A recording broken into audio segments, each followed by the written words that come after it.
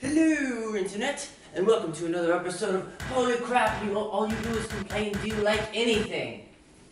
No. I'm full of hate.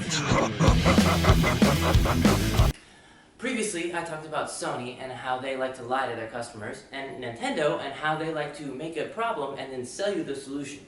So now we're going to talk about the big boy American company that shoved their way into the video game industry. Microsoft! Now this one's going to be a little bit personal to me because I'm more of an Xbox fanboy, but I can't gloss over all the mistakes and shitty business practices that Microsoft has done just because I've played an ungodly amount of hours on Halo 3. Now, without any further ado, let's get right into it. Starting all the way back in 2001, Microsoft decided to start its venture into the video game industry with the original Xbox. And to everybody else, they looked kind of like an outsider trying to weasel their way into the video game market that has been dominated by Japan for years. People were wary to work with them. And I kind of understand why. I mean, look at the design for the original Xbox. It's so giant and bulky that it looks like a personal AC unit for Back to the Future in like the future parts of the movie. Great Scott! And the controller, oh my God, it was so massive and heavy that thing broke more feet in 1 year than a decade's worth of frozen turkeys on Thanksgiving. And they called it the Duke, which is reasonable because it looks like the designers took a fat shit and Microsoft decided to run with it anyway. The Xbox did succeed in one thing though, and that was downloadable content monetization. Before the Xbox, people did sell DLC, but it didn't gain the revenue anywhere close to Microsoft did after they marketed off some of their biggest games like Halo and Splinter Cell. Microsoft literally made DLC an inevitable industry standard. Like, you can't avoid it. Whatever video game that you buy, there's probably going to be some season pass or some extra content they're going to try and squeeze more money out of their already loyal fan base. And it might have started out as innocent with being purchases only $1 to $5, but it grew to such heights that they needed to create a storefront inside their Xbox in order to sell more content to people. Which brings us to our next topic, Xbox Live.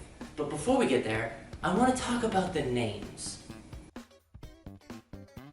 Who the fuck is in charge of the naming scheme at Microsoft? Whoever it is, they need to be taken out back and sacked. Because what? Like, I don't understand their thought process behind this. So they start out with the Xbox, and then they go to the Xbox 360. And then from the 360, whom everybody's logical conclusion would be the 720 or the 1080 or something.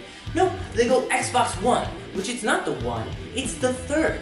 And then they come out with different versions of the Xbox One, which it's like they're deliberately trying to confuse their customers, or at least the parents, because I have no idea how many times I've had to explain to parents that the Xbox One S and the Xbox One X are still Xbox Ones that play the same games, they're just newer versions. And then they come out with this new console and they've outdone themselves again with how stupid they could be with this new mini fridge console, which is called the Series X, the Xbox Series X, which is not to be confused with the Xbox One X. What the fuck? Like, how hard is it? It's like you guys either don't care or you're not even trying. It's fucking ridiculous. Okay, back to the timeline. Now, there's one more thing that Microsoft did that started a standard in the business practices in the gaming industry, and that is Xbox Live. Before the Xbox, online gaming was a distant dream that no video game companies really could grasp. The Sega Dreamcast was the first one to try it with their dial-up connection built into their console, but it was very slow and they didn't have broadband connection until much later on.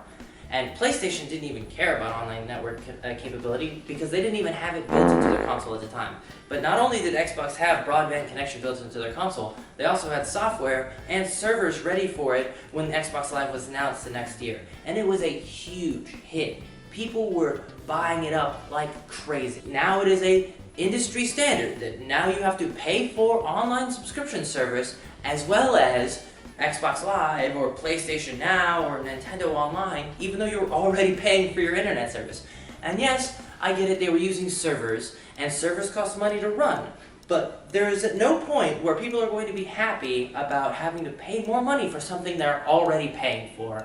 And being the first company that starts that shit, probably gonna piss some people off. On to the Xbox 360. Compared to the total domination of the PS2 during the original Xbox release, The 7th generation of consoles was a much more even playing field, with Xbox 360 actually coming out a year before Nintendo or Sony even released a console.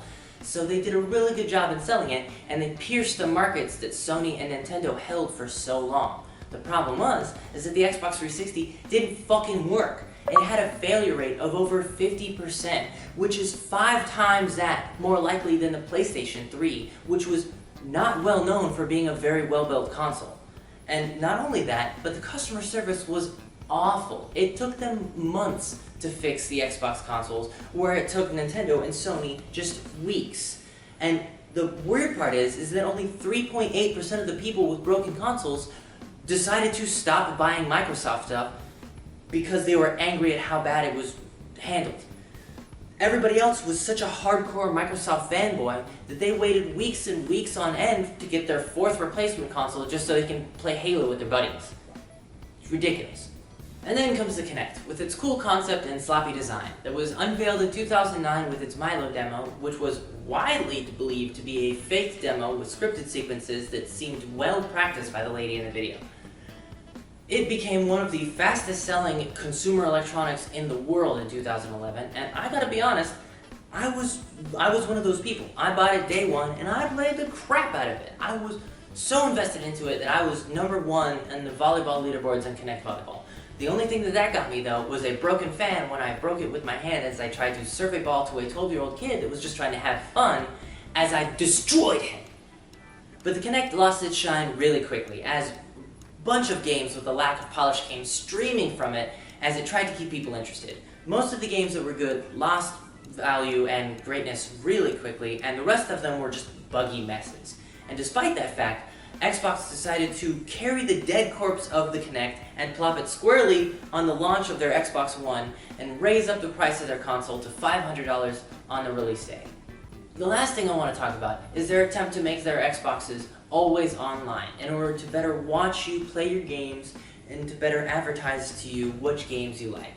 Some people just don't want that. They play their games offline, or they just don't want to have their Xbox connected to the internet at all times. That's kind of weird and creepy. And then also, Microsoft tried to attack the used game market industry by pretty much making it so their consoles could only share their games with up to 5 people in total, which was so dumb that other gaming companies made fun of them for it. This is how you share your games on PS4. Thanks. Granted, Sony, while making fun of them for their used game idea, was also creating a patent that would pretty much do the same thing. But either way, the backlash was so swift and so loud that Microsoft decided to get rid of both of those ideas and just release the Xbox One as is with the basic ideas. And that's the last thing I wanted to bring up when it comes to Xbox's money-hungry tactics. Recently, they've been rather consumer-friendly with the fact that they've announced that all of their new games, their exclusive games, are going to be on Game Pass day one, which is super awesome. The problem is that I don't understand how they expect to sell their new console when they just made it so all of their exclusive games are playable without it.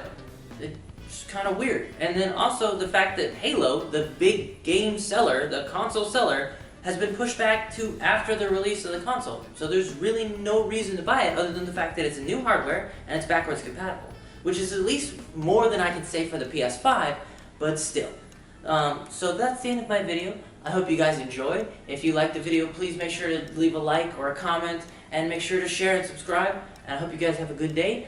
Peace.